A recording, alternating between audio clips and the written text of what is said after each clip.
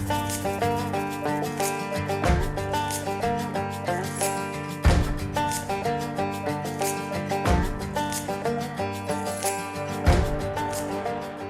there, firefighters. Welcome back to Priority Traffic Podcast, where we provide actionable advice, tools, and tips to help you become the best version of yourself that you can be.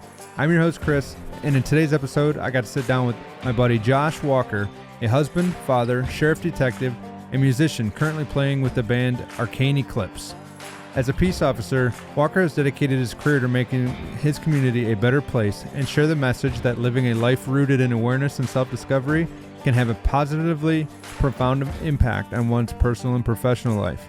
Please join us as we dive into the concept of cultivating awareness and what this may look like as a first responder. We're going to discuss key elements of cultivating awareness, emotional intelligence, and balancing our energy to help us become the best version of ourselves we can be. So grab a cup of coffee and join us for this enlightening and engaging discussion. And while I have your attention, please, if you believe that first responder health and wellness is crucial to their success, click that like and subscribe button. Turn on your notifications so you can stay up to date with the podcast and all the latest when it comes to wellness, performance, and personal growth. If any of this sounds valuable to you, please share it with your friends and communities. Thanks again, and enjoy the show. Awesome. I just want to express my gratitude for being here. It's amazing. Yeah, thank you. I've been wanting to be on your podcast ever since you got this started. I think it's extremely important. Cool. And a very valuable thing that you're doing. But yeah, my name is Josh Walker, 40 years old, married to a beautiful wife. I have 3 beautiful children. Nice. I've been employed as a sheriff for 17 years, currently hold the title of detective sergeant, which my current assignment is I focus primarily on human trafficking, sex crimes, domestic violence, things of that nature. That's my primary focus. But outside of the profession, my passion is music. I'm a musician. Currently play guitar for a band called the Arcane Eclipse, Nice. Which is a super fun project I have going on with some really close friends of mine. And then other than that, I'm just into personal growth and just every day trying to transcend who I was yesterday. Sure. You know, that's my competition. I don't really compete with anyone else other than myself. And if I can be better than the individual I was yesterday, I'm doing the right thing. Man, you are just throwing out all the hot stuff right now. Yeah. That is So let's talk about your job, right? Sure. So how long have you been in the sheriff or the law enforcement side of things? I've been employed as a sheriff's deputy for 17 years. Oh. I've been a detective sergeant for almost 2 years. So you started when you were a baby. I started when I was a baby. Yeah, wow. Early 20s. Yeah. That's amazing. Yeah, I was a dad as a baby too. I was a baby having a baby. I had my first child at 19. So I think that was kind of like the catalyst to get me to grow up probably in a faster pace than a lot of other individuals. A lot of friends I grew up with, my social circle, who didn't have children so young. Right. I kind of observed their maturing rate probably be quite a bit slower than what I think mine was, but I had no choice. Yeah. I kind of burned the boats, right, of yep. the pace I needed to go. So wow. So you enter into the sheriff's. Is that something you wanted to do since you were a kid, or how did you get sucked into that You job? know, that's a good question. Looking back at my childhood, mm-hmm. you know, if I ever go to my parents, sometimes we'll break out the old pictures. Right. And I'll see pictures of me playing cops and robbers and having the cop uniforms on. And so I can always remember just kind of loving action and loving the thrill of police work in general. Yeah. But also I saw tons of pictures of me just playing guitar. So it's like I was always meant to be a police officer and a musician. I'm living my purpose. But as a teenager, I never really gave it thought. I never, honestly, if I would have talked to my 16-year-old self, yeah, he would probably laugh at me, right, knowing that who I am right now as a detective sergeant investigating all these type of crimes I investigate. But that's life, you know. Life, you never know what's around the corner. Yeah. And I just kind of evolved into that interest and went to school, got a degree in criminal justice. Okay. Hired into the agency I'm in now, and nice. 17 years later, here I am. So you've been in the same department the whole time? Same department all the time. Nice. The way a sheriff's department works is you start out in the jail, you Okay. work in corrections, you're maintaining the custody of the inmates in the jail, which I did that for a number of years. Moved out as a police officer, patrolled, worked court security, worked within the schools, Oh, wow. which was a very profound profession because I got to work with a lot of high risk, troubled teens Sure. and adolescents, and just to be able to plant some positive seeds into their mindset and actually see that kind of blossom through the years. If they started out as a freshman and then you see them as a sophomore, junior, senior, and you can kind of see them progress. And like I said a little bit ago, just kind of transcend who they were when they first started. Yeah. It's a beautiful thing. That was arguably one of the most profound things I did in my profession, just because of the impact I was able to have on troubled youth. Wow. That is, so you got to work in the schools as a liaison, or essentially it's the official title nowadays is school resource officer. Resource officer. SRO. Okay. Yeah. Okay. Cool. Yeah. So when you were involved in that, I noticed we've had some communications in the past, and we both shared a profound interest for personal growth and the spiritual side of things. Yeah. Has this always been was this the Josh I see today, that same guy going through the schools, or have you done a lot more work since then? Because planting seeds of being a young guy thinking to plant seeds in the minds of children positively isn't something most 20 to 25-year-olds are considering at the time. Absolutely. I would feel like I would not be doing myself justice if I said I was the same guy I was when I was in school. Okay? Right. Every day I'm trying to be different, and Sure. it's a long marathon of evolution and changing who you are. Yeah. But when I was in the schools, no, I did have that mindset of this is a unique opportunity where I can actually try to give specifically some of these youths that are struggling or maybe have not so healthy home lives, just give them some guidance and some mindset seeds to help them kind of grow and understand how to live life in a more healthy way in terms of habits and decisions. And so I capitalized on it, and I was able to really connect with the kids in a profound level. And it was beautiful. It was beautiful. I enjoyed every minute there. A lot of people sometimes will look at the school assignment as a not so quote sexy position because you're not on the road, you're not chasing people and getting the bad guys. You're having to deal with high school kids. But for me personally, and where I'm at in terms of my skill set of service, it was the perfect fit for me. Okay. Did you know all along that this was, obviously you said you were a kid, you were playing dress up as police officers. I remember my brother and I, if you look at our pictures, we're covered in camouflage and I didn't go to the Army, but maybe I missed that opportunity, but you can definitely see it when we're kids, what we really want to do. It's so true. It's so true. And if you go biblically, there's scripture that talks about, your true essence is the essence of a child. And that's really what we do in a lot of ways when we try to reclaim ourselves or refind ourselves, is we're doing that inner work that a lot in the spiritual therapy community, it's called inner child work. Yeah. And you're kind of reconnecting with that pure essence that we are. We were these innocent, unprogrammed individuals on this planet.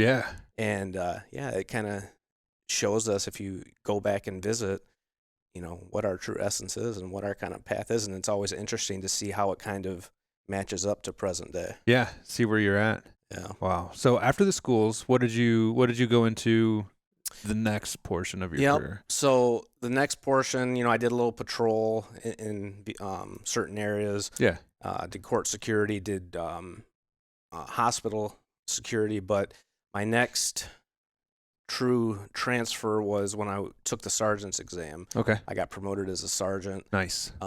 I did a brief stint again in the jail, kind of supervising the deputies in there and kind of getting that management experience. Sure. And then I was assigned to our detective bureau.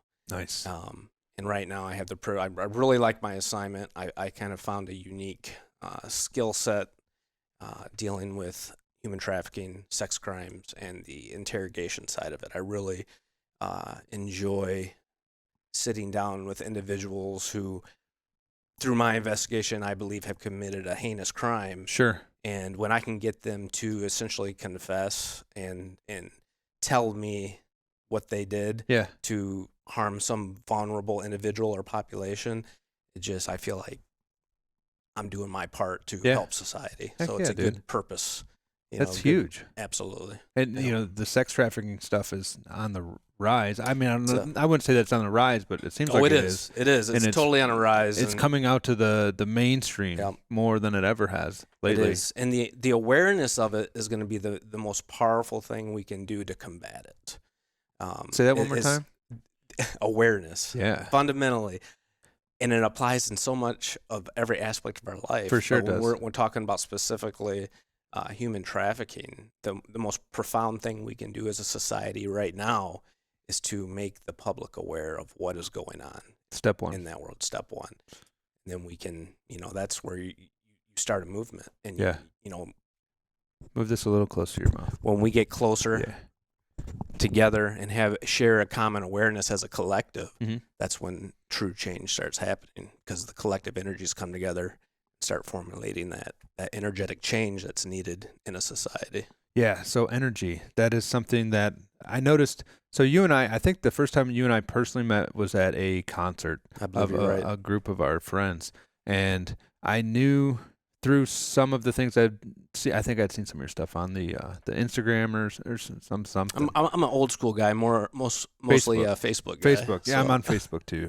I get that. Yeah. So I knew your energy was pretty solid, and then we came over here. We had like a little brainstorm one day. Yeah, and I just knew that there was a lot of potential within you, and I could feel it. A lot of positive energy. You can tell by the language you use. You carry it into the room, and that's really the root purpose behind why I wanted to have you here is to discuss that awareness, right?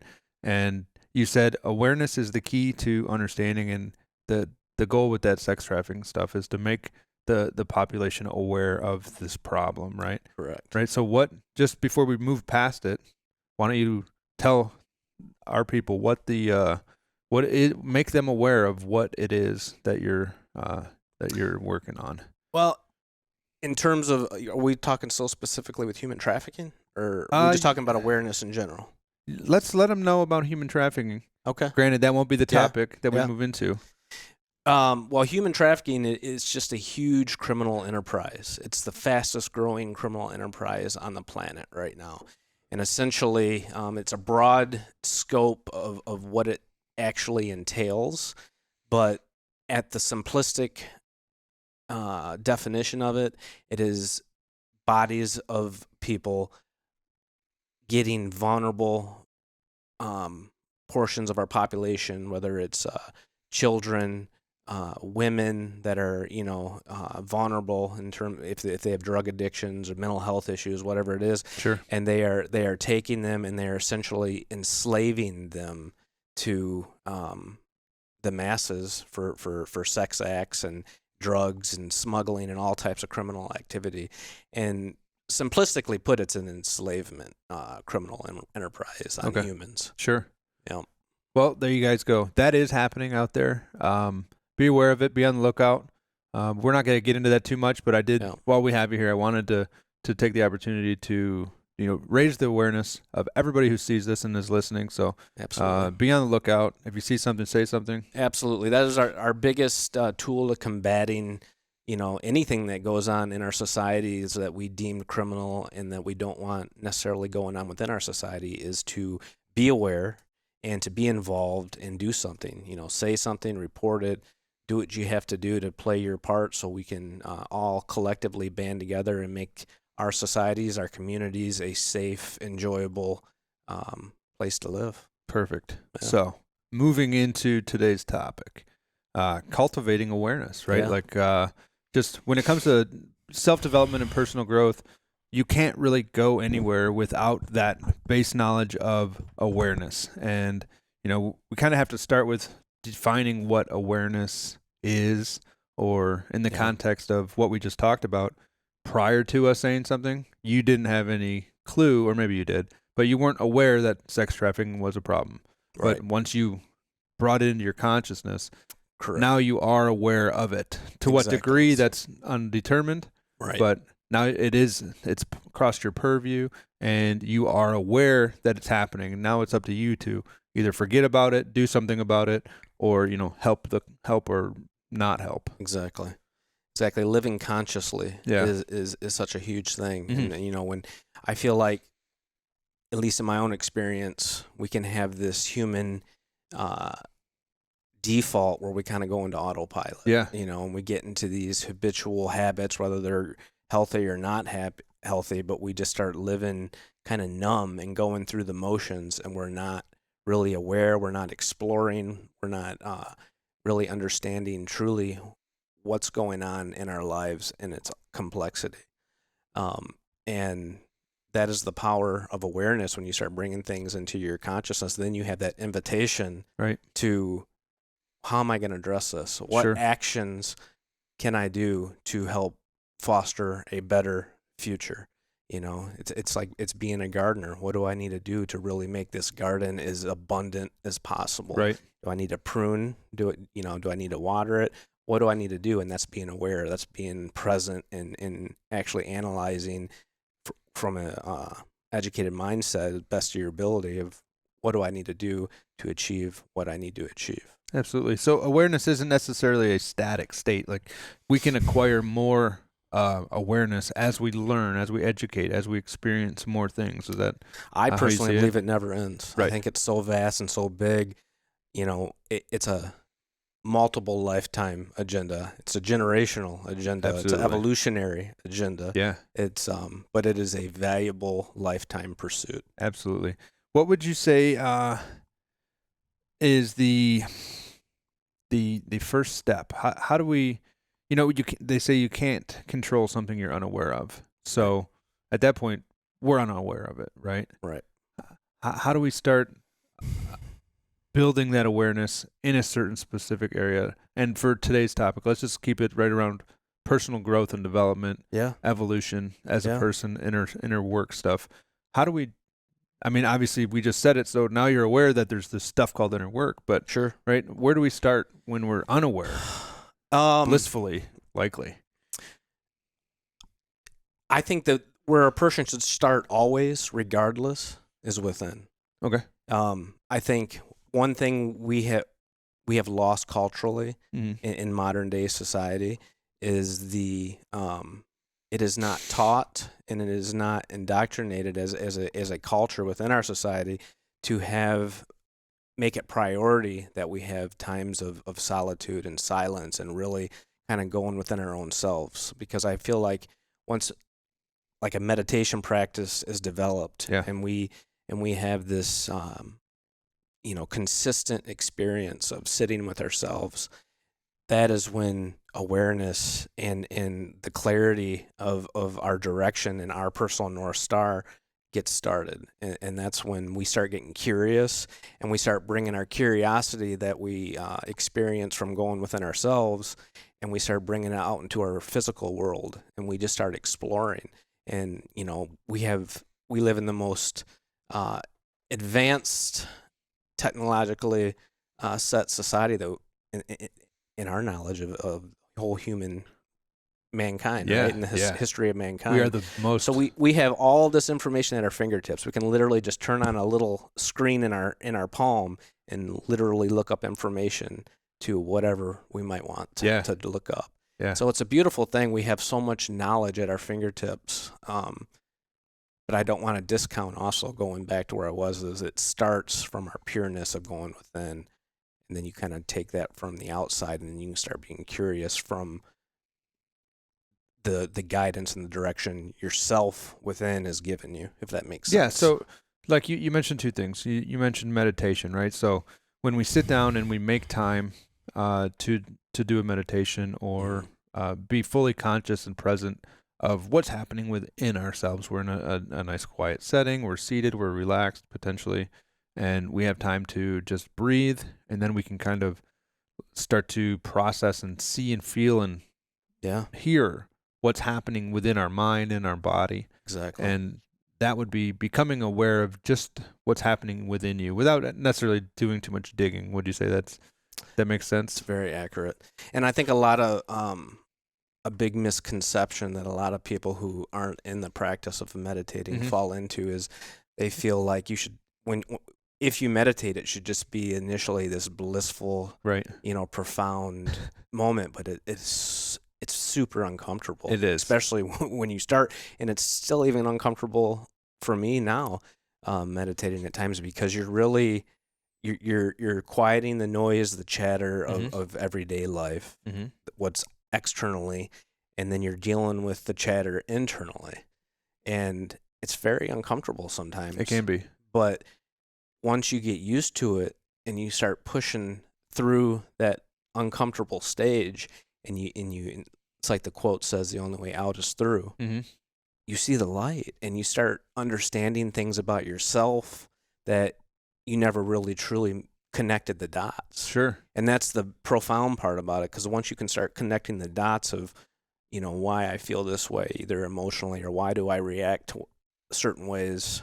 Absolutely. You can start connecting the dots, and a lot of times you trace it back all the way to little Josh, 6-year-old Josh, and then from a therapy standpoint, that's called inner child work. Yeah. And you start kind of nurturing and healing the old version of you, and giving that safe space, and that is what starts strengthening the individual to be their highest, most powerful selves in the present. That's amazing. Inner child work. That is definitely something that we should read a book on. My wife and I are currently doing that and reading, and she's leading the way on this path of inner work. But my wife's a champion of it. Books. She's actually been a catalyst of kind of getting me to expand my pursuit in my personal development, because she's, like I said, she's a pure champion at inner work. That's awesome. Yeah. Have you ever done any energy work, like Reiki type stuff? I've kind of dabbled into it. It's really not my thing. Okay. But my wife, she's a Reiki clinician. She performs Reiki on me, and the objective therapeutic benefits of it are undeniable from my personal experience. Have you ever had a Reiki session? No, I haven't. Highly recommend it. I definitely need to look into it. So with being a sheriff, right? Like, how would you say you had these skills? Were you meditating when you were younger? Absolutely not. Okay. When did you start the meditation practice? I probably, let me go to like 2016. Okay. I was married. In my first marriage, I was married for approximately 12 years, and then got divorced in 2016, and that was kind of like my rock bottom. Okay. And really hit a point in my life where I knew I had to make some changes, right? From an emotional, mind, body, spirit standpoint. I just knew something had to happen. I felt that calling within me. So I started researching, how can I improve myself as an individual? Yeah. And I fell into the benefits of meditation. So I kind of started dabbling into that. Never really developed a real consistent, ingrained habit of it, but I did it enough where I felt the benefits and I knew the value in it. Okay. And then I just started pursuing like personal growth in general, and just kind of learning and being with myself. And then the pandemic happened in 2020, and that forced all of us into isolation. And you saw a great divide of individuals that, understood that the way they were living wasn't necessarily to their desire. Yeah. They understood they weren't living to their full potential. Yep. So individuals, really took that time and capitalized on it to spend the time they needed with themselves to improve themselves and make the changes needed to really transcend themselves into the next version of the higher version of themselves. They had to come out of that isolation. But unfortunately, you had other people that felt that discomfort, and instead of running into the storm, they ran away from it, and they numbed themselves more than they already were, either with alcohol, drugs, meaningless entertainment, whatever it might be. More phone, more TV, whatever it is, and that's ultimately where we're at every day. Every second of the day, we're at this fork in the road of a decision of, are we going to vibe up or are we going to vibe down? Yeah, for sure. You know, and it can change at any given moment. Mm-hmm. Just because we were on a trajectory of vibing high, I can make a decision at any moment to spiral myself all the way down to the pits again. You know?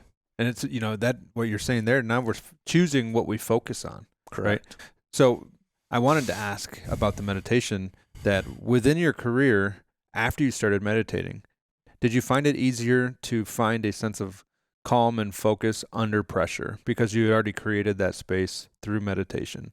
100%. Okay. I think the biggest thing is because I'm constantly dealing with the inherent trauma and stress and tension that gets stored within our bodies, especially when we work in a first responding type profession where we're constantly, more than your average human being, experiencing traumatic events and stress and demand.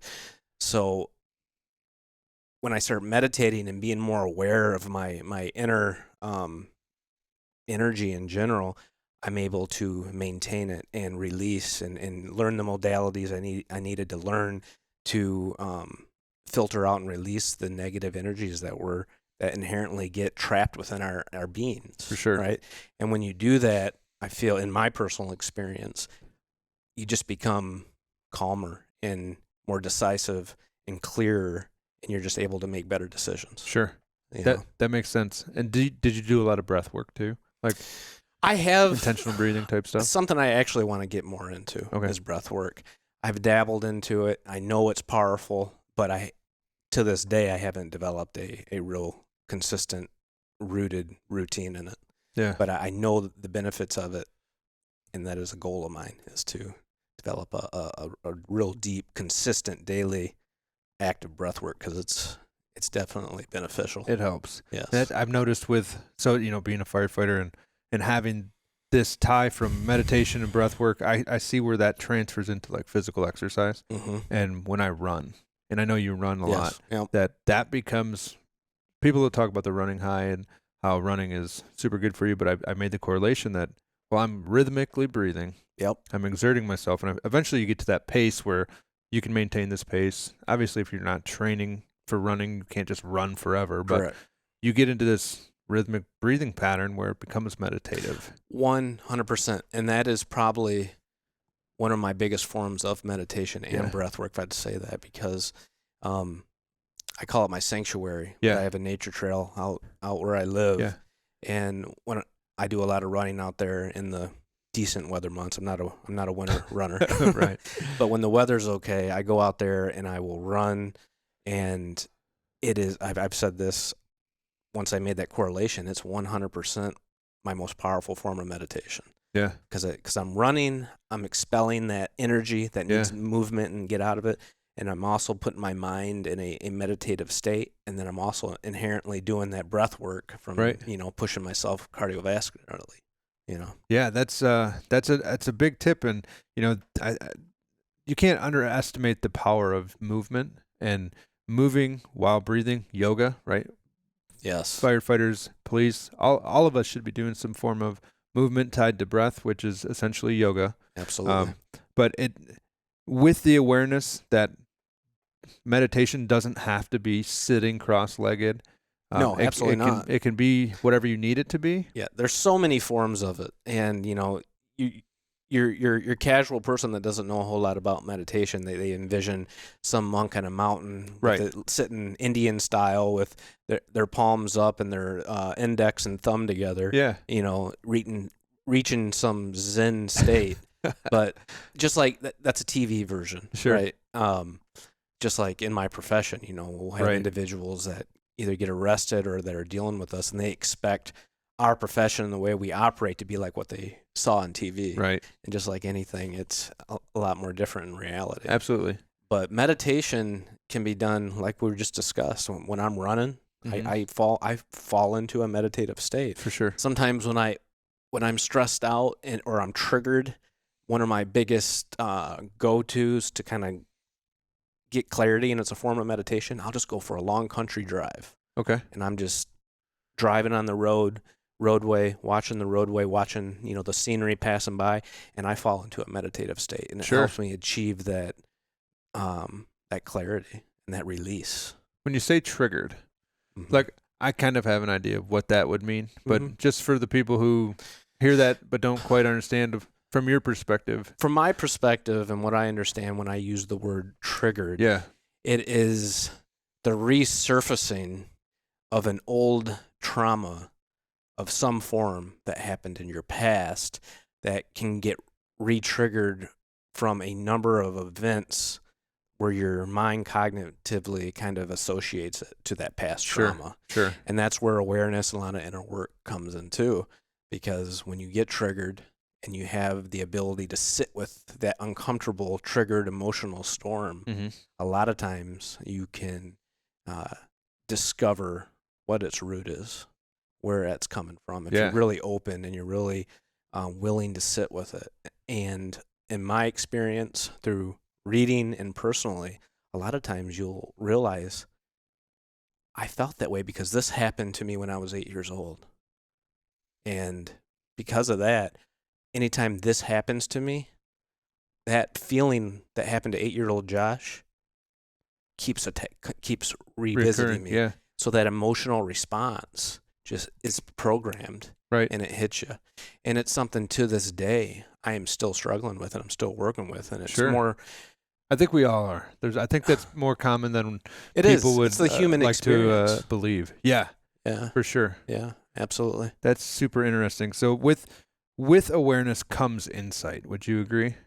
Absolutely. Okay, so the more we can become aware of the things that we are involved in, specifically us, become more aware of our triggers, our emotions, our thoughts, our beliefs, and our conditioned or habitual habits or actions, the more we can start controlling those, right? Without awareness, you can't control anything. Exactly. So now that we have awareness of those, and you have to do the work, but you can start controlling that part of you, the way you respond, the way you react, your habits, your choices, right? Exactly. The more aware you are, the more you as an individual are in control of the driver's seat. You have control of the gas, the brake, the steering wheel, and a clear windshield and rear view. Yeah. You know? Yeah. And no awareness is mud and gunk all over the window, and you're in that truck driving 70 and you're just not sure where you're going. You got your ego pulling at the wheel. Yeah. You know. Yeah. For sure. So we go from ego to mind, body, spirit, right? You mentioned that earlier. Yes. Those are three big aspects that we could bring a little bit more awareness to. Yep. I mean, fundamentally, the more you are aware of your mind, body, spirit, the more you're aware on those three components, you're more aware of your being, because that is what I believe that's what our being is comprised of: our mind, our body, and our spirit. And I understand there's a population of people that have a hard time digesting the word spirit just because it's not in their belief system. So one thing that I learned from another individual, another way you can put it to individuals that have trouble with that word, is mind, body, purpose. Okay, I like that. So I just like to put that out there for people that find that word triggering. Sure. No. Yeah, and likely so. So with mind, we're talking about our thoughts, our beliefs, our preconceived notions, our assumptions. That would be our mind. How would you say mind is, or how would you define what we're talking about when we say mind? For me, the mind is our cognitive process, like you said, our thoughts, our beliefs, how our mind in general is operating, and that is controlled by what we feed it, you know. And so it's super important to, number one, meditate and clear it, so our mind has the space for us to rewire it and to feed it new programs. Essentially is what we're doing. Yeah. So that's the work on the mind, is trying to clear it from all the past gunk that has all happened to us on this human journey, and then from our level of being in our current state, try to rewire it with habits and thought processes and beliefs that will propel us, transcend us into a higher state of being. Okay. So that brings me to the concept of mindset. Like, are you familiar with fixed and growth mindset type stuff? Just based off of what you're saying, I would say yes. Fixed is more stagnation, not really.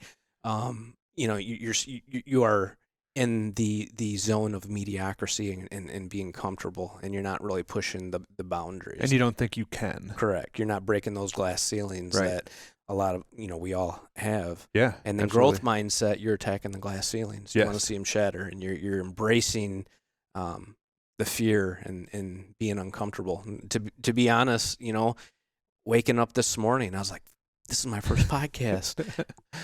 There's a part of me, my ego is like, just stay safe. You don't want to put yourself on here and be Right. vulnerable and take a risk on looking like a fool, right? Yeah, for sure. If Something could go wrong. Right. Anything can happen, right? But if you're a growth mindset individual, you're going to say, I see you. Take a back seat. We're going to step forward into this fear, Yeah. and we're going to claim it. There you go. Because this is our life to live, and I don't want to miss chances. Absolutely. You You know? got to elbow that complacency, that comfort zone right in the gut. Yep. Be like, get out of the way. Yep. I'm pushing into this. And it's a constant adversary. It's something we always have to be ready for and build that muscle to combat it, because that side of our human being, which is our egoic side a lot of times, Yeah. It wants to keep us small. It wants to keep us safe. Safe. So It's a safety thing. in one side of things, there's a good element to it, Right. because the ego wants to keep us safe, but we have to be the stewards of it. We have to say, I understand you, I appreciate you, but you're out of line. Yeah. Take a back seat. Absolutely. And it kind of reminds me of like a caveman in a cave. Like, you can stay safe by the fire in the cave. Granted, you don't know what's in the dark on either side of you, but you got your fire, you've got your light, you can see. But you also need to go forage. You need to get food. You need to get water. Exactly. And everything outside of that comfort zone, your cave or whatever, Yep. that's where that lies. Yep. And you have to take an adventure. You have to go risk your comfort, that unknown, Yep. to grow, Exactly. to stay living. And I kind of look at it as a falling away foundation. So if you pour your foundation for your house and you build your house on it, typically that foundation isn't going to deteriorate. But the confidence we have every day pushing into that uncomfort zone, we push out, we grow a little, and then we expand our foundation. But every single day that foundation falls away again. Yep. And you have to build it again. Exactly. It's a new opportunity every single day to grow, same foundation, but new, Yes. right? Yep. So there's definitely a lot to pushing into the uncomfort, and like with the podcast stuff, I really appreciate you coming out and not like chickening out or whatever, Right. staying Right. home. I was like, oh man, I hope he shows up. But I've learned that I'm never going to have 100 podcasts if I don't record this one Exactly. and the next one. Exactly. And whether they're horrible or not, I have to keep going, Yep. because after 1,000, that's where the money is. Not the money, but where I'm starting to catch my You're stride. really getting your momentum. Yeah. And there's a beautiful quote. I don't know if I necessarily can quote it, but there's a beautiful statement I heard a motivational speaker say is, all you need is one. Yeah. If you can get one like, or you can get one listener, Mm-hmm. you can get 1 million. You've achieved the one thing you got to achieve. Right. And that's one. If you can make $1, you can make $1 million. For sure. And That's powerful. yeah, I've always thought that was a very powerful mindset to have, is if you can achieve it one time, you can achieve it a million plus. Absolutely. And dude, if you believe things, you're probably right.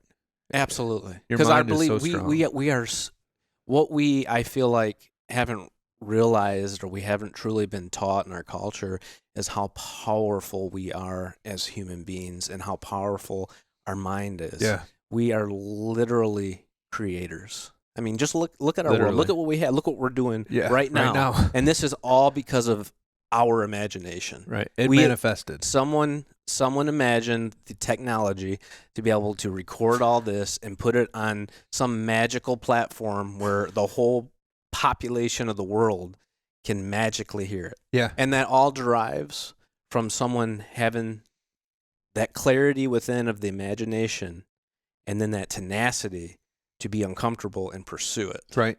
To face the doubts. And that's why we live in this crazy technologically advanced society, is because of how powerful we are. Yeah. If you're doubting whatever it is you're about to do in your life, that's normal, right? Yep. But don't let that doubt keep you where you're at. Exactly. Push into it and discover something. Take the risk, get the rep, learn the lesson, right? You have to learn the adversary within.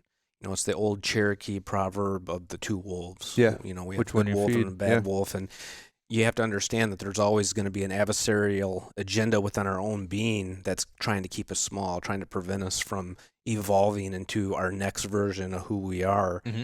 And if you have that awareness, you can know that you have to be tooled to combat against that, so we don't find ourselves either stagnant or even regressing. Yeah. That we're always trying to upward evolve. Now, the reality of it, it's a game of back and forth. Sure, it's a and pendulum. messy and roller coastery.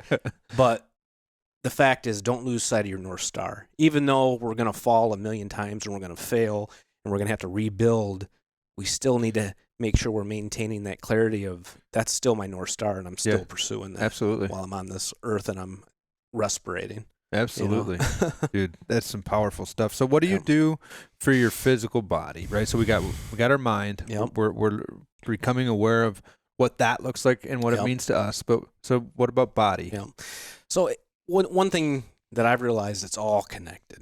The things I do for my mind are going to inherently benefit my body. Mm-hmm. But more specifically dialed into body maintenance, is primarily intentional, consistent movement. Yeah. And it's going to come on all levels, whether you have to just get up and walk around the house. Mm-hmm. If that's the level you're at, do that on a consistent basis. Yeah. And push yourself just 0.1 each day, so you find that growth and you see that rewarding aspect of it. Or you're a competitive athlete and you're every day pushing yourself to extreme heights, whatever it is.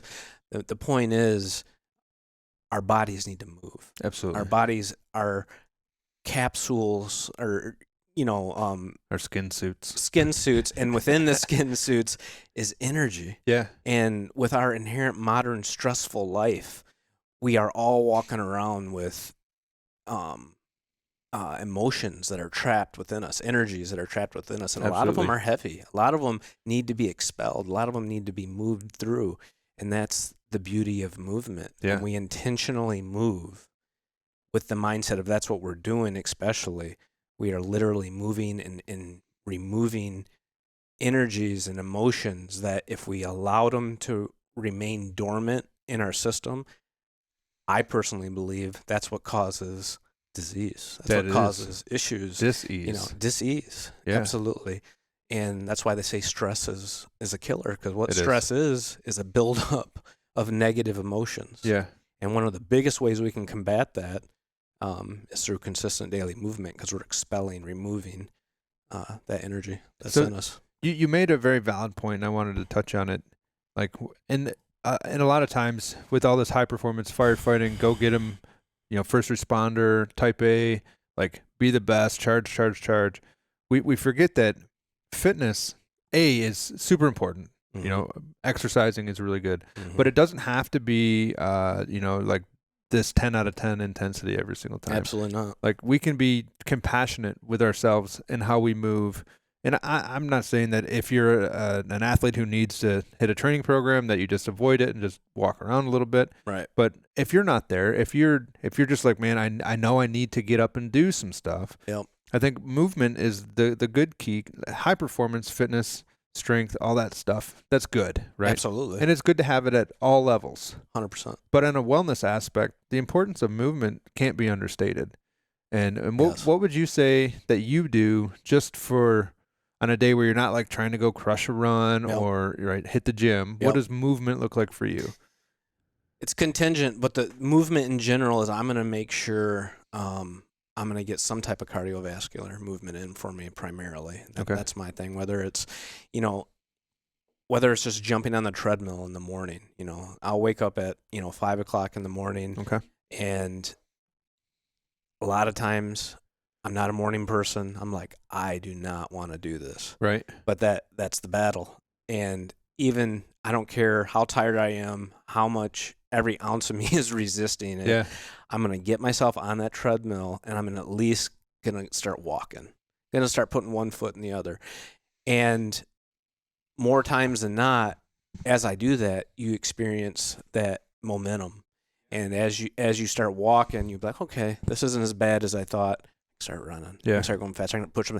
And then I ultimately end up finding myself sweating with a good heart rate. And then I'll get off that, do some push-ups, sit-ups. And, I did way more than I thought I ever could because of the way I felt initially. But I was able to break that glass ceiling and force myself to do something that my ego was telling me I shouldn't do at that time. Right. And again, awareness. You know that after that session, you're going to feel better. It's night and day. Yeah. The days that I let my ego side win and I don't do what my body needs and I don't get that movement, I feel it. I feel it in the workplace. I feel it, dealing with my family and my community and my friends. I'm just not as sharp. I'm just not as clear.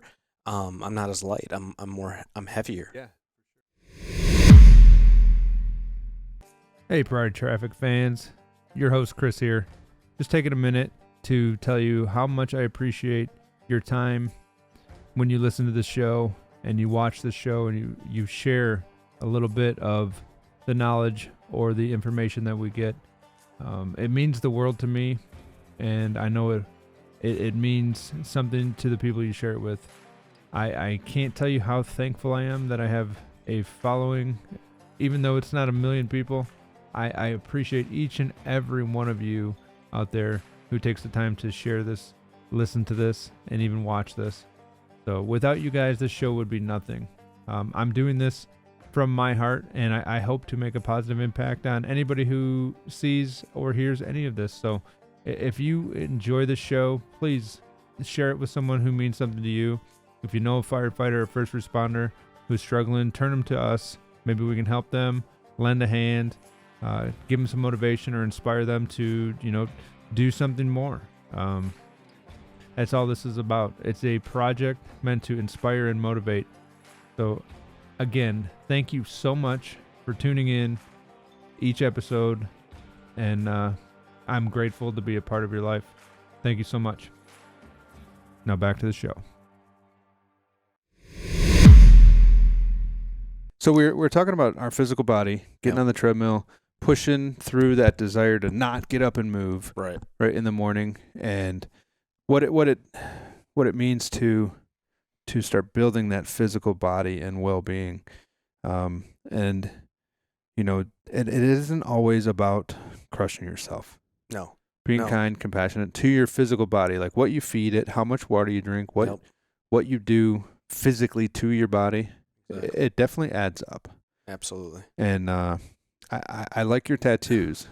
Thank you, man. Do you think the body is like a canvas?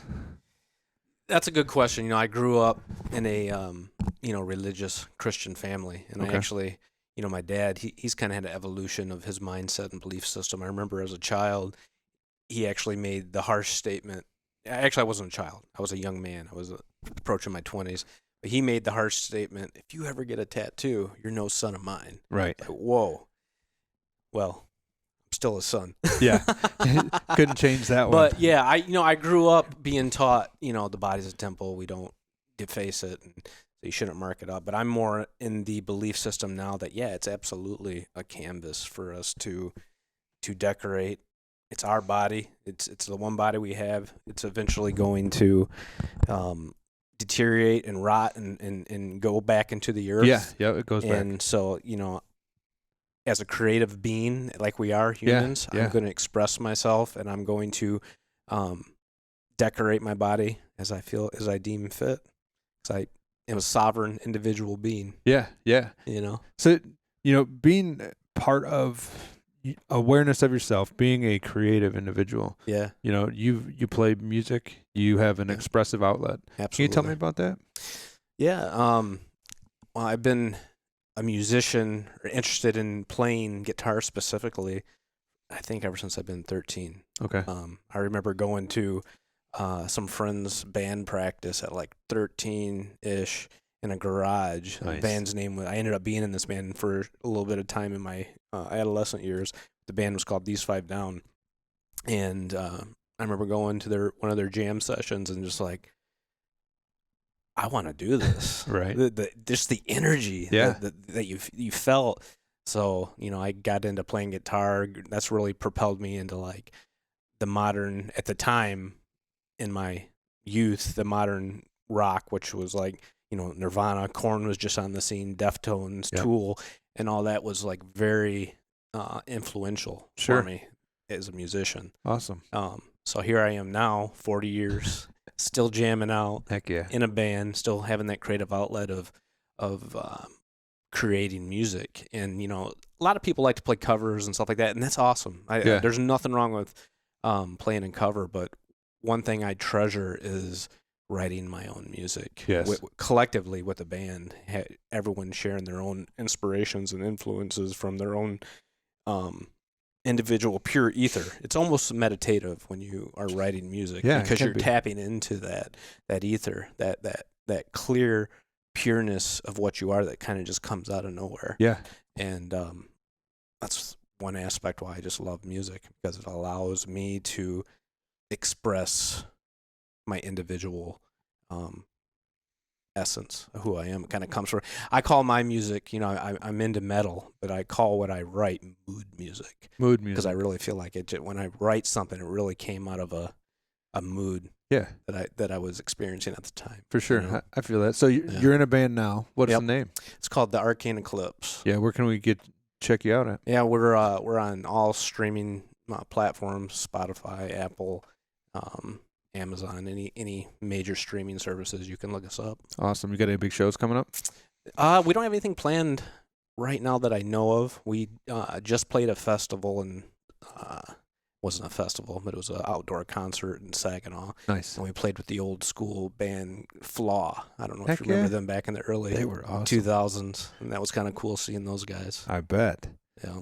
So you're taking care of your body. You're being creative. That's kind of like a mind, spirit, body thing too. You're getting up and dancing. Exactly. And I don't think, I personally haven't studied it or researched it, but I think we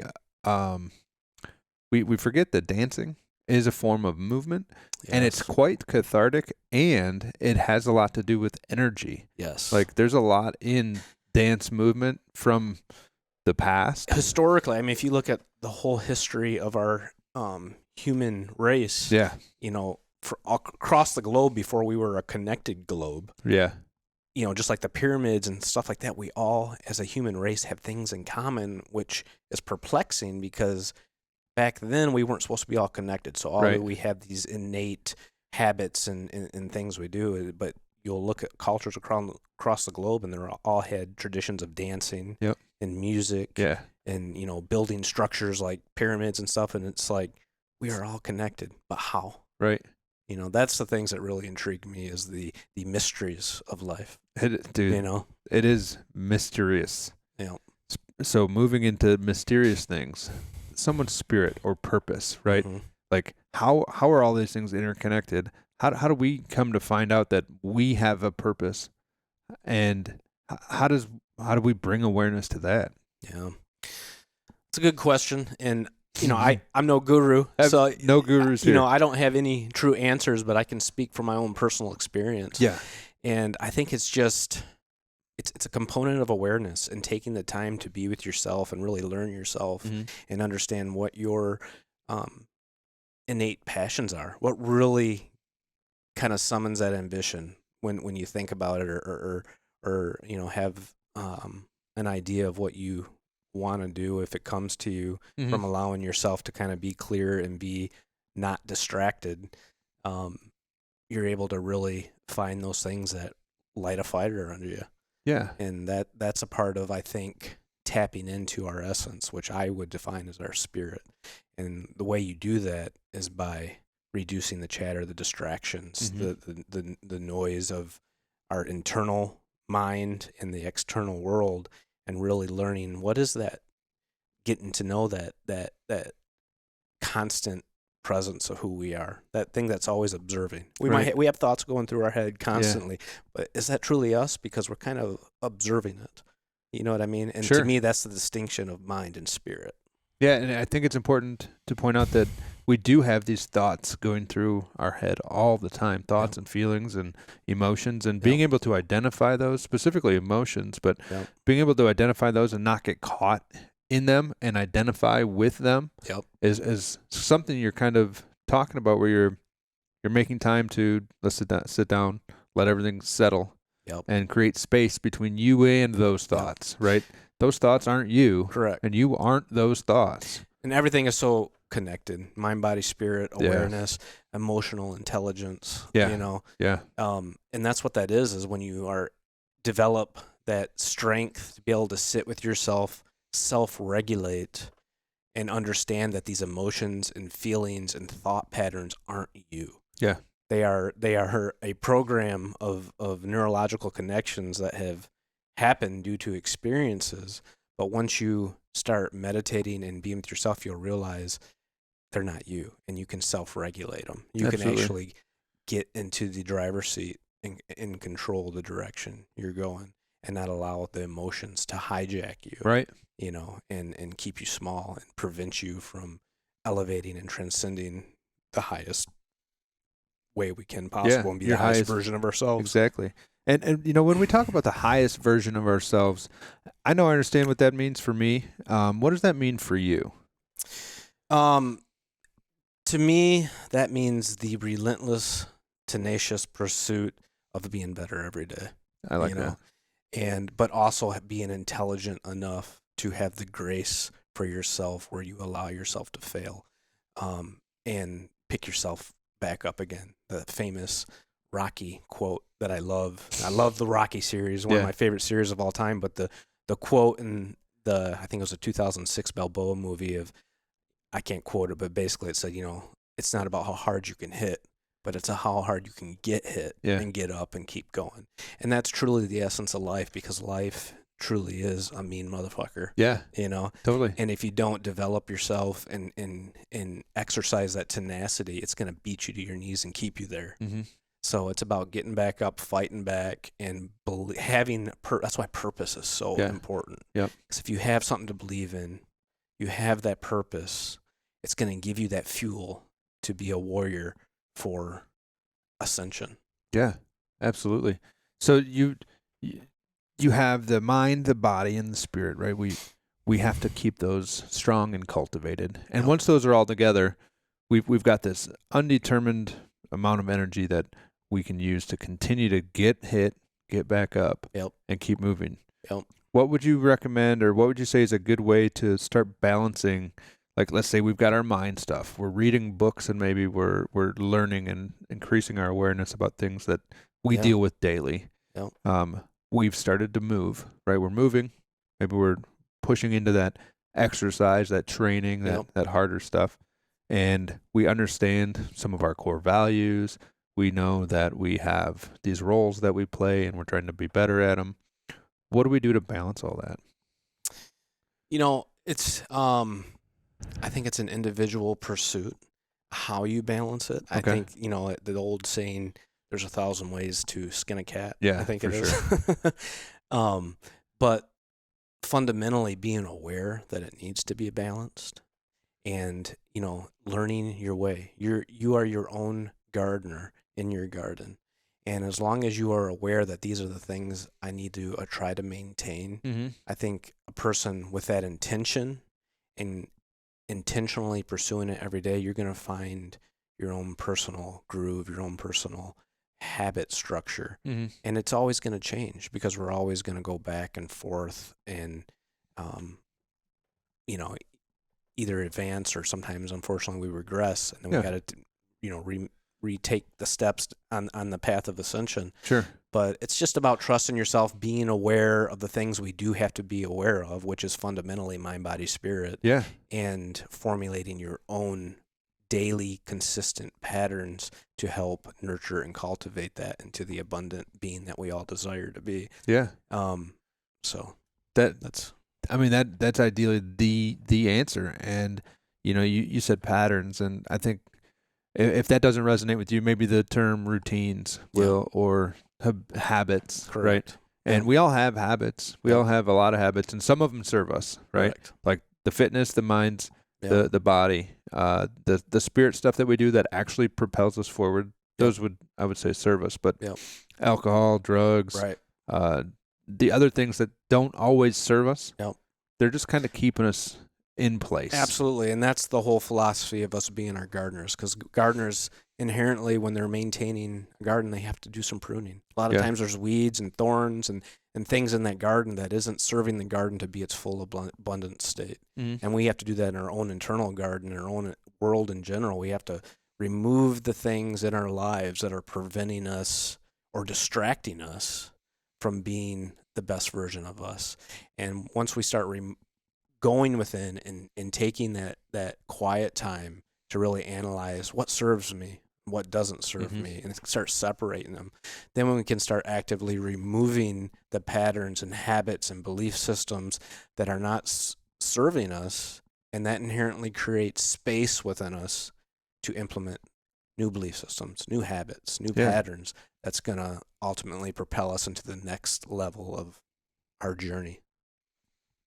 Let's just say that I think you agree that all of these, mind, body, spirit, they all interact and interconnect with each other. It's one organism, right? Essentially. So if you neglect one, what happens to the other two? It's domino effect. You're as good as your weakest element. Okay. You know? So if you're strong in your mind and your spirit, but your body is an inflamed, poorly functioning unit, inherently your mind and your spirit just isn't going to be there either, because it's a reflection and it's a connection of, it's just not all. And you're not up. Yeah, and you're not the best you can be. Correct. Let's say you've got your body like peaked out to the max, but it's still not like serving you. At least you've done the work to be the best you can in all three realms, and now you're functioning at peak performance or optimal, maybe not even optimal, but as close as you can to your highest version of your highest self, right? Exactly. I think when we wake up in the morning and we have that opportunity to go back to bed or hit the snooze button or not, hit the bricks, get after it. Yep. The crib's coming up, so I keep saying hit the bricks because we're going to be there tomorrow. That's awesome. So that's like going through my head. But there's something about pushing into chasing that version that you've set for yourself. And I think you kind of have to set aside some time, like we're talking about, do this meditation and build this inside version of you, this higher version of you that is calling you. And that's the version of you that talks positively to yourself. Correct. That lifts you up, that reminds you that you're good enough, you're worthy. So important. Self-love is so crucial that I think so many of us really have a hard time with. I think our inner critic is definitely our biggest enemy. Yeah. And being aware of that and consciously combating that and intentionally giving yourself positive self-talk. If we have 3 negative thoughts about ourselves, give yourself 12 positive thoughts. Yeah. Really combat it. Do the whole shock and awe campaign exactly. of your inner self. Because our self-talk and our self-belief is the foundation and the root of what we will be and what we will manifest into our physical reality. Yeah. And that's where a lot of us get held up, and I still battle with it. My inner critic is loud, but it's definitely not as loud as it used to be. Sure. And it's not. It might influence you moderately, but it's not dictating what you do day in and day out anymore. And that's another component of emotional intelligence. Yeah. So let's talk about that a little bit. When you start talking about the idea of emotional intelligence, that basically the ability to understand and recognize and manage our own emotions. Yeah. Specifically speaking, but then the other part of that is being able to interact and not manage, but understand and work with other people and their emotions too. Yep. Right? Yeah. A component of emotional intelligence is empathy. Yeah. And if you lack empathy to be able to, be able to see someone who's in distress and not share the empathy towards that, you are lacking in emotional intelligence. For sure. And that's a component of emotional intelligence you need to attack and address, because empathy is a huge component of our wellness as an individual. Yeah.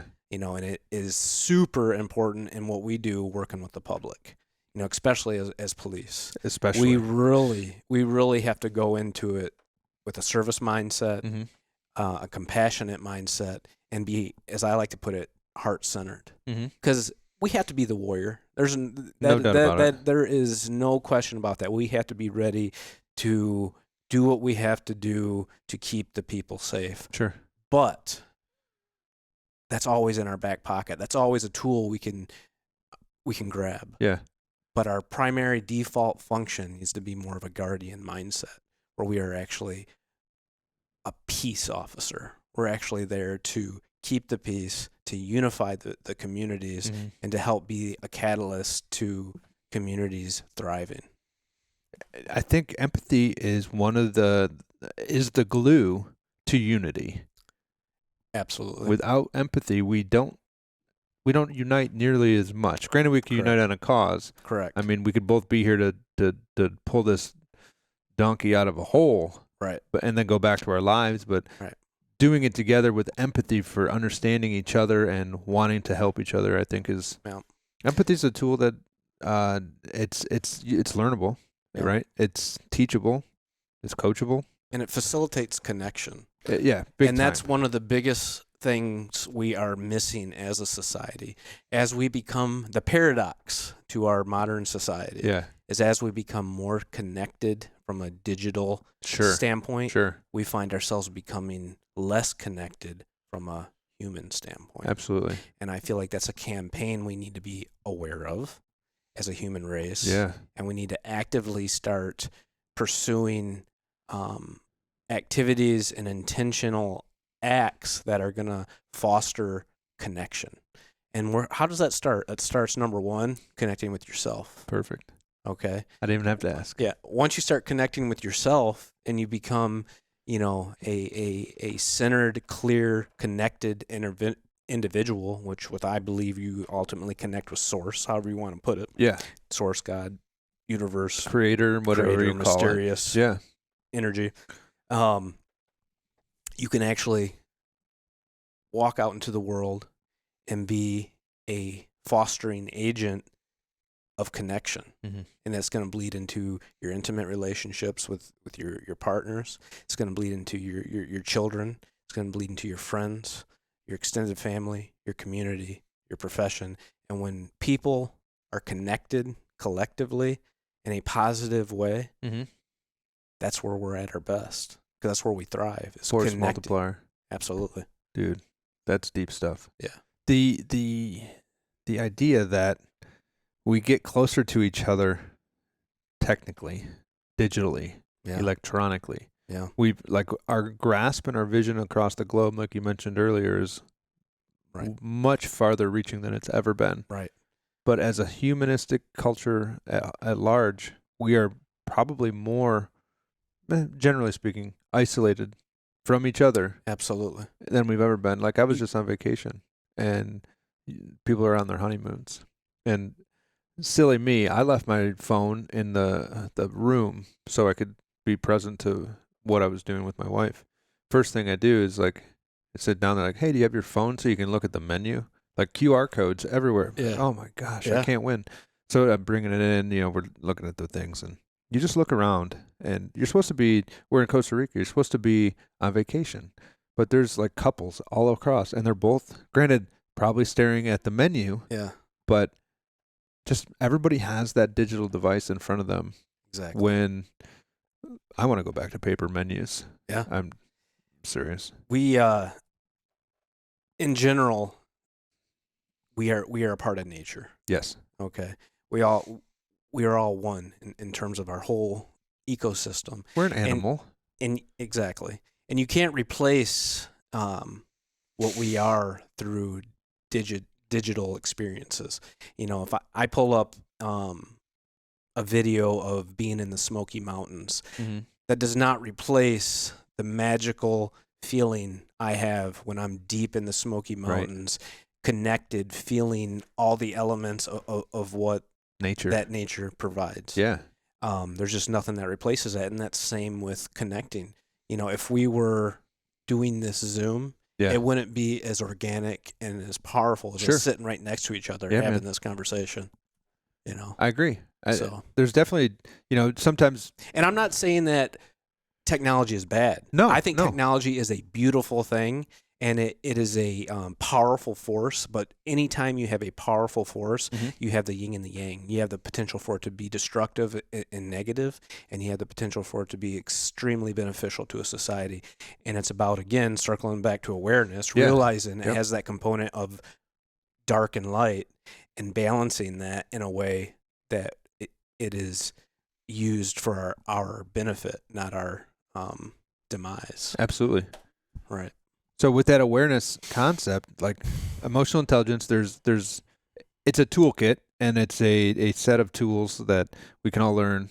And I think emotional intelligence in the first responder field, in the fire, in the police, in the military, I think that is a key element, that it's a tool that we're not given soon enough in our career. No. And it's not emphasized nearly enough as much as it should be. It absolutely is not. I mean, emotional intelligence, in my opinion, should be such a priority to our culture in general, as a communities across the world, that emotional intelligence should be a staple in our education system. I agree, 100%. Every individual should walk out of being formally educated, understanding who they are, understanding how they can operate in the best manner possible. And unfortunately, our educational institutions just aren't designed that way. Right. And we know the whole history of it, how they're basically designed for factory workers and to create conformist style working individuals. It's not really formed to foster and create the best version of this individual person, Chris. Right. And if we could ultimately make that evolution to where we are fostering that, and we are bringing up our babies, our children, to be that, can you imagine the world we would create in generations? Oh yeah, it'd only take probably 3 generations to override all the stuff. But that what you said resonates. The fact that it needs to be in schools, it needs to be taught, it needs to be pushed, not pushed, but introduced much sooner. Yes. To people, just people in general. But being as most people aren't getting into the fire field or the first responder field when they're 6. Right. Like it should be a prerequisite, to get into the service, and that self-awareness is super important, because now we're talking about, do you know how to identify your emotions? Yes or no? And if it's no, well, you're going to be in a really big problem when you get into this job, because they're going to be triggered, right? You're going to start to experience things that trigger you, and you're not going to know what to do. You're not going to know what is bubbling up inside of you. Yep. And it's a sad pattern that we have fallen into as a society, as a profession of first responders, because we have not taken the awareness and made it a priority that we educate ourselves to be more aware, more emotionally intelligent. And if we did, you would see the individual who's working in these professions healthier at home. 100%. Okay. Because they would come home, they would inherently have all these pent-up emotions from the traumatic events that we inherently experience every day. And they would hopefully be educated enough to have modalities, tools on their tool belt, to, in a healthy manner, expel and release these emotions, these traumatic experiences, so they can nurture themselves, heal themselves, and be the best version of them. But sadly, we're still in this rut of ignorant coping mechanisms where individuals sadly they're just not aware. They don't understand what necessarily is going on, other than they just are stressed out and they don't feel right. And, I know in my profession, the big stigma is people gravitate towards the alcohol. They go to the booze. And then that can create a spiral of just negative consequences, 100%. of alcoholism, and it can turn into generational curses. And I'm praying and I'm hopeful that we are reaching a point where we're gonna start breaking a lot of those generational curses that we've been under, as far as like alcoholism and just bad coping mechanisms. That's that speaking on the beauty of technology and internet. there's so much more information out there now. Right. You know, growing up as a child, our parents and grandparents and so on and so forth, they didn't have that opportunity to have the knowledge from brilliant individuals Right. to help navigate this complex, stressful life. But we have the opportunity, the invitation to capitalize on it, because it is, and we are to a certain degree. And 100%. I think the more we do that and the more we get that momentum going on a collective standpoint, that's when we'll eventually experience true human change, where we truly, collectively as a human race, transcend into a better existence for us all. Yep. I think it'll probably take quite a few people. I think the number might be close to 5 or 10% to make the change, right? 5% can make it go the wrong way. 5% can make it go the right way. But I think bringing awareness to the topics like this and the idea of emotional intelligence, I can't understate it enough. But in these high pressure, high performance, high risk jobs, and jobs where you have to put your life on the line or you have to make decisions that are going to be life and death, emotional intelligence underscores and is the foundation for knowing and being able to remain calm and make those clear-headed decisions, and having the tools to know and to feel and be aware of what you should do, and like trusting your intuition. Exactly. Trusting your gut. If you've never experienced a gut feeling, likely you have, you just haven't been aware of it. Exactly. Right? Yep. Those could be life-saving things. And I just want to tell everybody out there listening, if you are exceeding and excelling in your career and you haven't done much work with emotional intelligence, just grab a book, Emotional Intelligence, Dave Goleman, last name, and read about it, or just put a Google out there, grab some information about emotional intelligence. But you can improve your self-awareness. You can learn about your emotions, identify your strengths and weaknesses, and maybe discover what triggers you, and choose ways to react or respond through those. Exactly. And evolve into another version of yourself, because we all have this higher version available to us. Absolutely. We just have to remove the barriers, right? It's not something you have to gain. No. It's there. It's in you. Just need to reveal it. Yeah, you just have to polish the dust off. And we talked about energy a little bit earlier, and I can't tell you enough. Emotional intelligence is its own podcast episode, right? We could a lot of these topics are. Yeah, we're putting a lot in. What's a condensed? We are, and but that's what an awareness episode would look like, right? Yeah, you're just kind of briefly touching on things, letting people know that this is a topic. Yep. Do some further information, absorb it, integrate it. Yep. But I did want to touch before we get too far, like off the map, the balance of energies, right? Yeah. We've talked a lot about energy today, and energy is everywhere. The world, us, we're all energy. We're all vibrating molecules. Right. And that doesn't take a faith-based belief system to recognize that everything is energy-based. That's a scientific fact. Yeah. Right. Everything is based off of a vibrational frequency.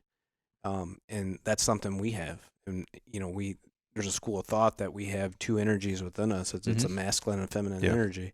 And a lot of, when I first heard that, I was like, what are you talking about? You're saying I'm part woman, but that's not, that's not what that is.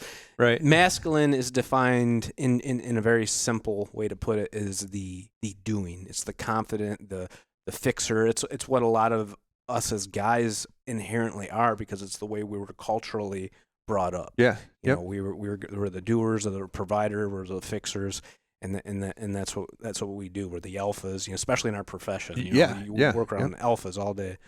And our ancestors were the men would go hunt the beast. They would go fight the wars. Exactly. And we're not very far away from those warriors. No. Thousands of years, maybe. But in the scheme of things, that's a blink of an eye. Yeah, when you really think about the whole existence of our universe, right? Yeah.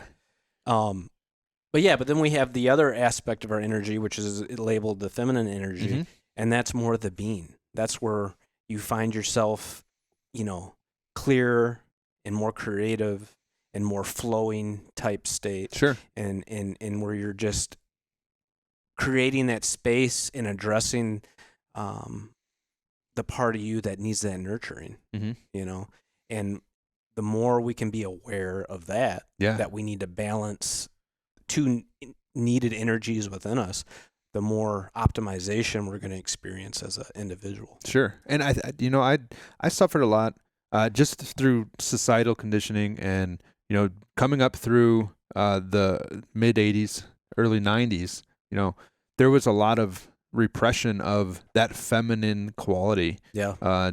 There was no crying in baseball, right? Correct. Like, you're being too sensitive. Correct. Weakness, blah blah blah, all this bullcrap dogma. Exactly. And now we're learning, and it's been brought to my awareness, and likely yours, that this limiting belief from previous generations has been repressing part of us that we need. Absolutely. Like, repressing half of the pie because somebody doesn't understand it, or they think it's for the other gender. Exactly. Is so silly. Exactly. One of the biggest setbacks I think us as men in our culture face is the reluctance and the,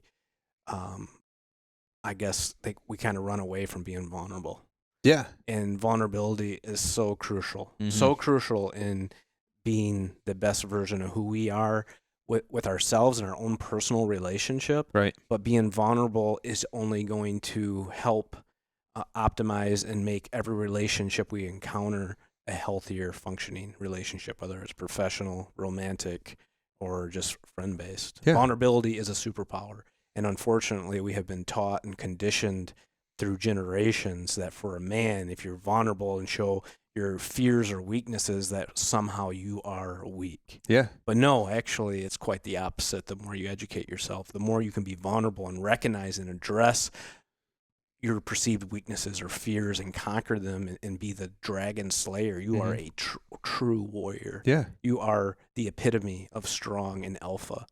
And that's a narrative, I hope, on a more massive macro standpoint, we can start changing. Absolutely. And I think, when you hear the word vulnerability, you think baby, weak, like exposed to danger. But the one part of that resonates with me is exposing yourself to danger, making yourself vulnerable to death, right? Yeah. Like, if you are willing to risk your life or the perceived threat, right? It may not be a life or death opportunity, right? But your central nervous system says fight or flight. Exactly. So your body doesn't know that this isn't a lion.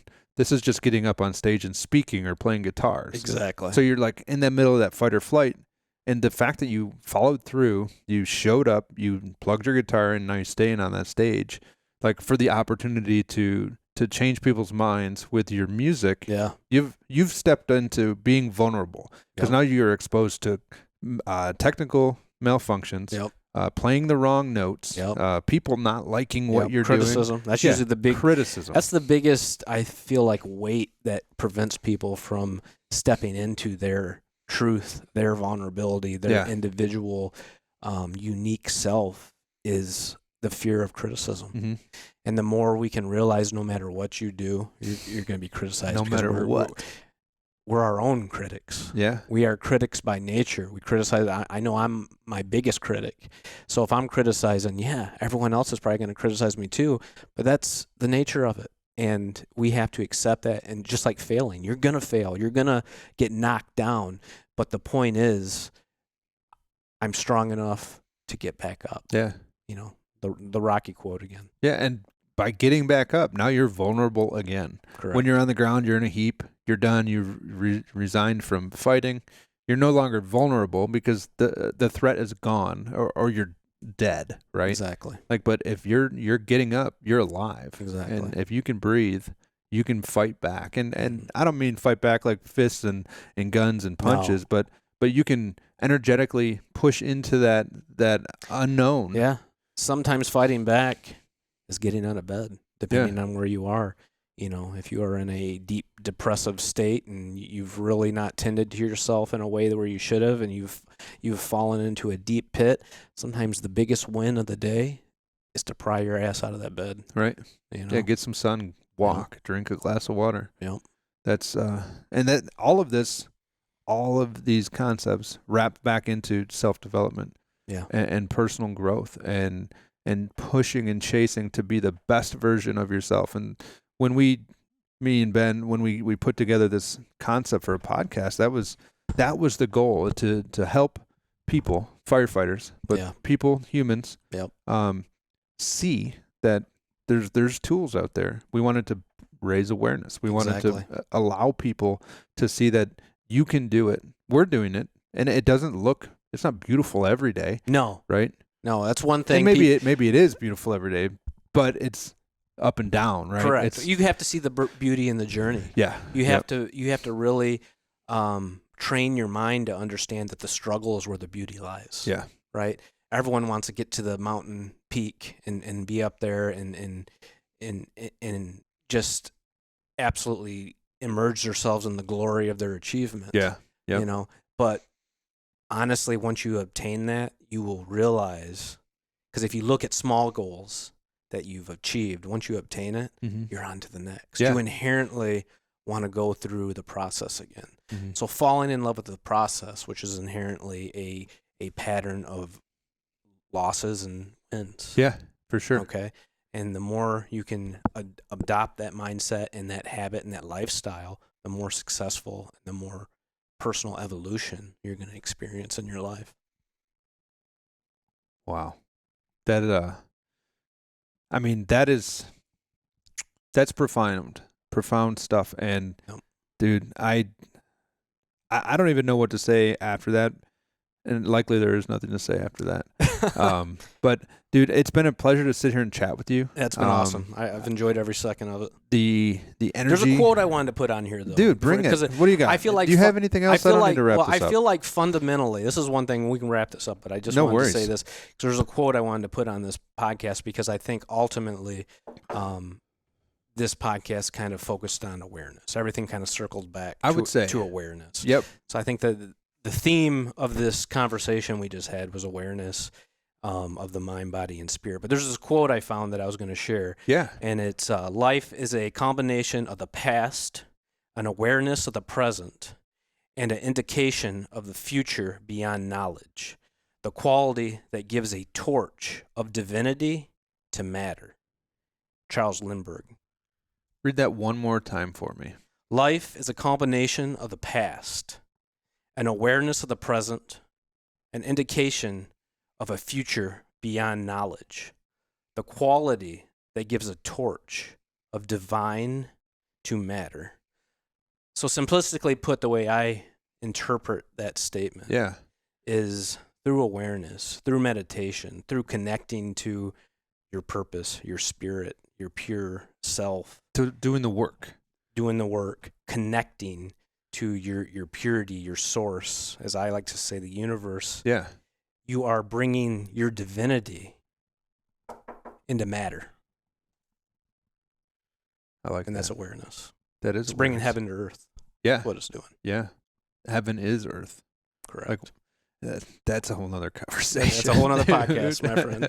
Well, dude, this has been an excellent conversation. We talked about cultivating awareness, how that looks, what that looks like, the importance of connecting and maintaining that mind, body, spirit connection. Cultivate it, dig into it, see what matters to you, find out what your core values are, find out what your purpose is, right?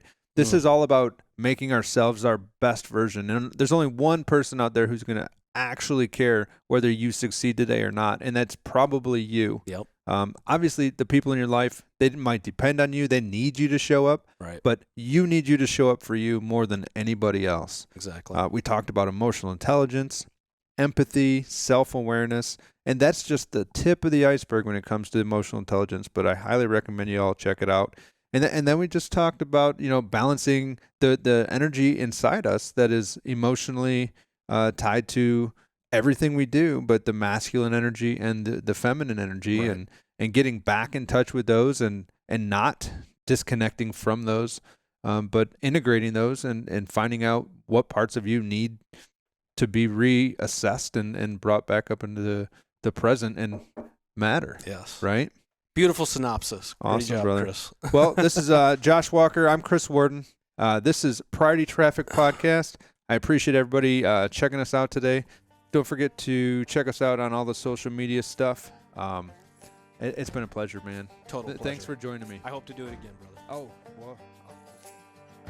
And that's all for today's Priority Traffic episode, where we discuss cultivating awareness, aspects of emotional intelligence, and balancing our energy. Self-awareness, emotional intelligence, and ensuring your energies are balanced is an important aspect of personal development and becoming your best self. Remember, it all starts with taking care of your physical and mental health. Thanks to my good buddy Josh Walker for joining us on today's episode. It was a pleasure to have you, sir. Stay safe and keep your community peaceful. Be sure to follow us on all your social media platforms, including Instagram, Facebook, YouTube, and LinkedIn, for more inspiring content and to stay in the loop about upcoming episodes. Thank you for joining us today, and we'll see you next time.